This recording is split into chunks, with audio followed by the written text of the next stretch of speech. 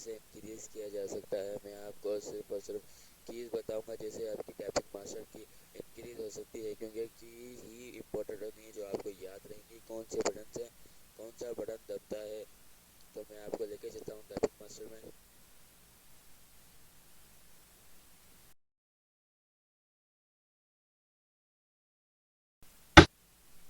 یہ آپ دیکھ سکتے ہیں کیز، آپ دیکھ سکتے ہیں، آپ روک کے دیکھ سکتے ہیں، میرے کو آگے جانا ہے.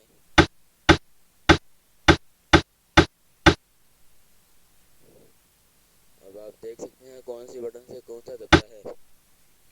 لاسٹ فنگر کی، لیفٹ ہینڈ کی لاسٹ فنگر تھم سے اسپیس دبے گا.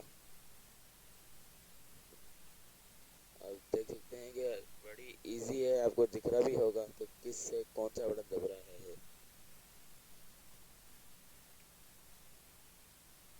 یہ ایل ہے اور یہ ورٹیکل کاماز.